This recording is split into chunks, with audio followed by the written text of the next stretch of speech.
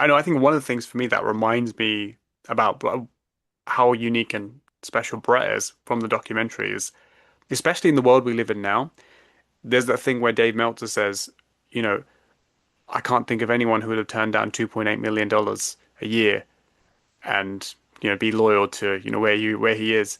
But, he really did do it. And that loyalty, that kind of dedication, and Brett says, I would have jumped in front of a train for Vince McMahon. Yeah. All these kind of things, especially in, and I not to throw shade, obviously, by any means, but especially in the world we live in, even if we just talk about like the sports world, that kind of loyalty that's rare.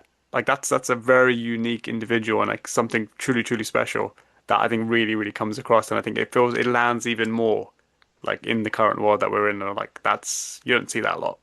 Yeah. No, no, that's a great point. And I think maybe one of the things you could compare it to, although it's a team sport to a degree, although it is comprised of individuals, are these a lot of the golfers leaving for like live golf, for Oh instance. yes, yeah, You yeah. know, I mean, the WWE was the PGA Tour, Hmm. and this guy says to himself, like, I don't want to go play for, the minor league, even though the WCW was, obviously they had turned the tables. Yeah, They were the premier, at least in the eyes of the wrestling fans. The ratings had switched. The Hogans of the world had gone over, and it created a real landslide when it came to their popularity.